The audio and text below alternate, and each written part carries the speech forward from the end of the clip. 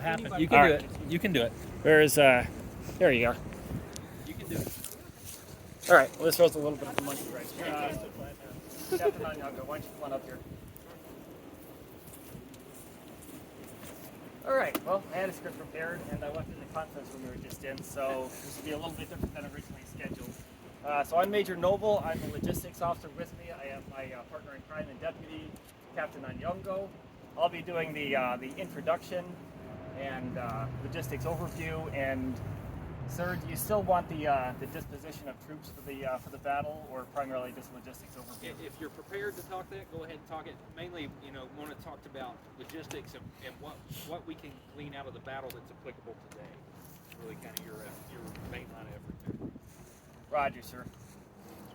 So, bottom line up front, I've had this analogy adapted a little bit over the last few minutes. I made the point that you have a story of two commanders that are playing basically two different games, both of whom win, and only one of whom has a win that actually matters. Cornwallis is playing checkers, and General Greene, the commander of the Continental Army, the Southern Department of the Continental Army, is playing Monopoly.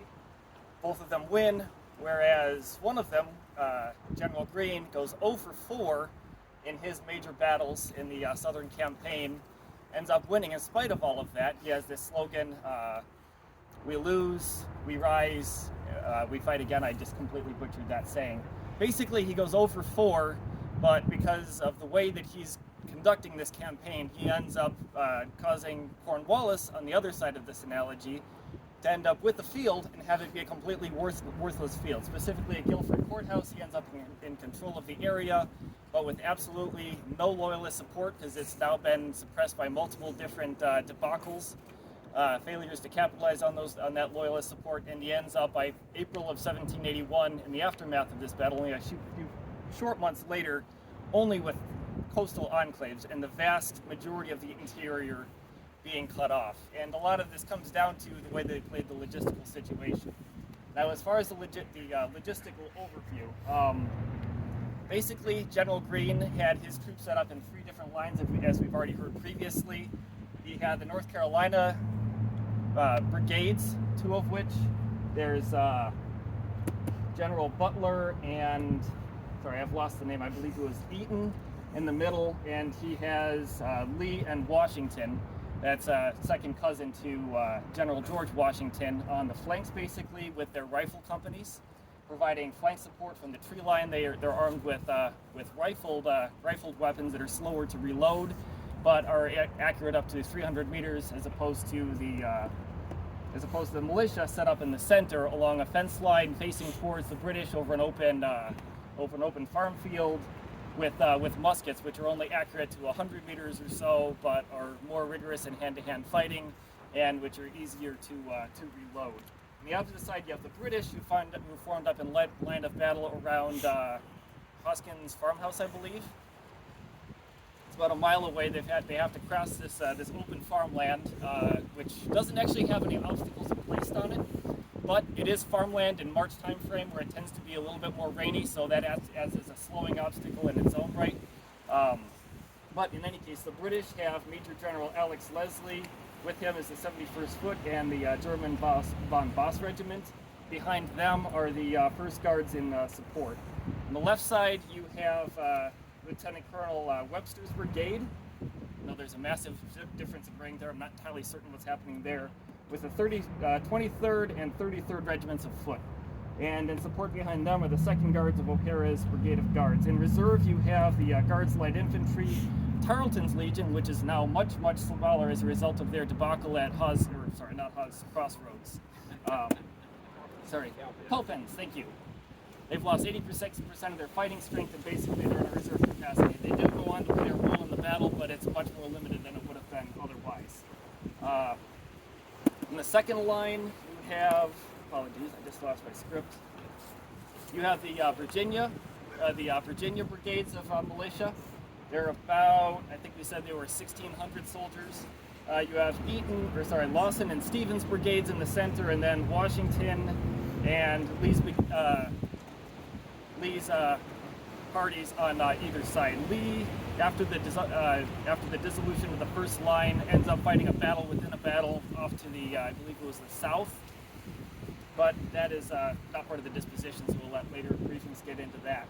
And then the third line ends up being the Continental regiments, and a third line alongside Guilford courthouse itself, along fallow farmland, kind of in a clearing behind the second line. I think it was about 700 or 800 meters behind, basically with the intent of fighting a defensive depth. It is kind of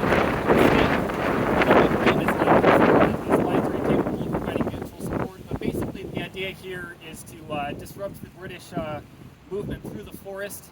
Their what's the term I'm looking for here? Their bayonets are largely ineffective when they're in close quarters terrain, and their discipline, which is really one of their two major strong points, is disrupted by having to go through dense thicket of the sort we saw on our way here. In any case, the British, basically their plan is to march in a straight line, and the Americans do bayonet charge when you get into close range, causing them to dissolve. And we've seen that has somewhat limited effects. Now, getting into the logistical portion of the battle, both armies have their strengths and weaknesses. The British have almost 2 centuries worth of experience conducting expeditionary operations, basically since the end of the War of the Roses, and they've started to become a global power. They've been conducting expeditionary operations around the planet.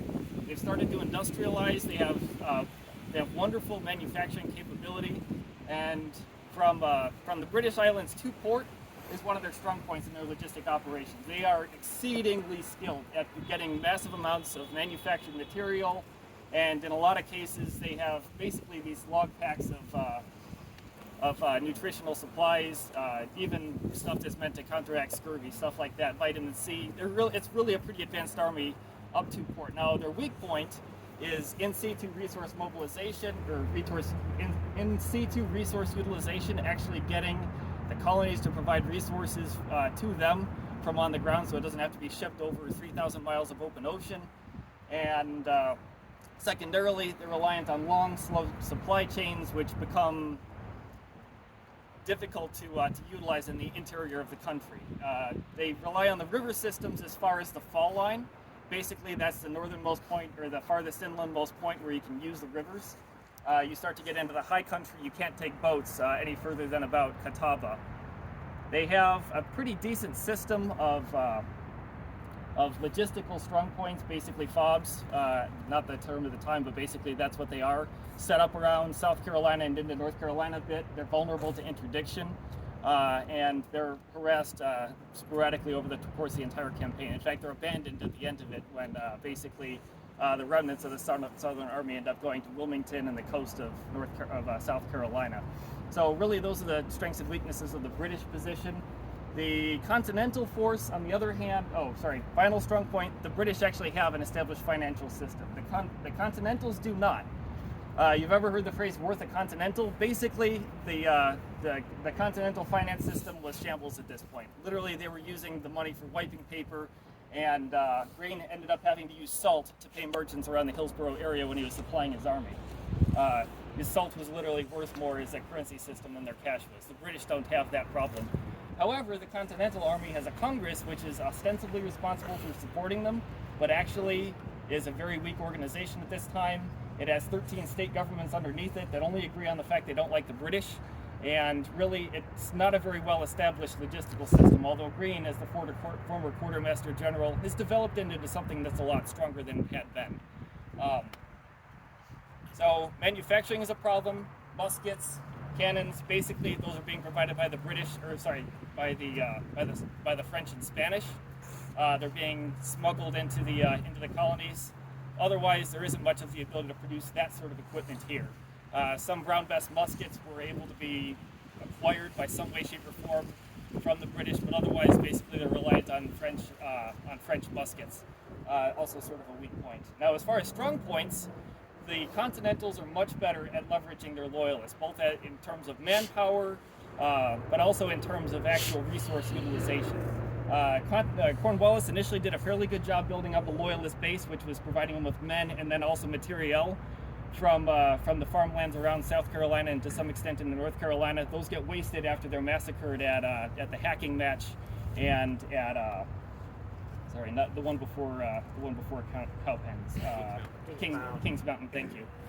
So Cornwallis has largely lost the ability to draw resources from the landscape. Greene, on the other hand, has mapped out the Carolinas in extreme detail, both by using his militias, by using cartographers. He knows where all the fords are.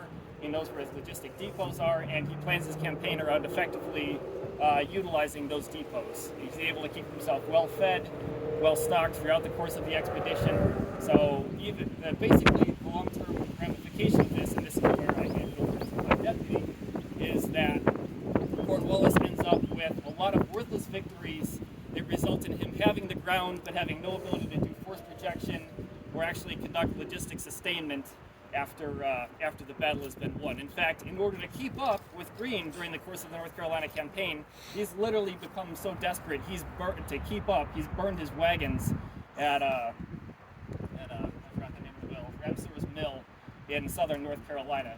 It ended up being brilliant in the short term insofar as it meant he was able to keep pace. It ended up being less brilliant insofar as after he won the battle, basically, in order to even get to the battle, his soldiers had to do a 15-mile march with, in some cases, either no food or 4 ounces of unground corn ration. Like, literally there are accounts of soldiers passing out from what we can recognize as hypoglycemia because they're trying to do a 15-mile march without enough sustainment.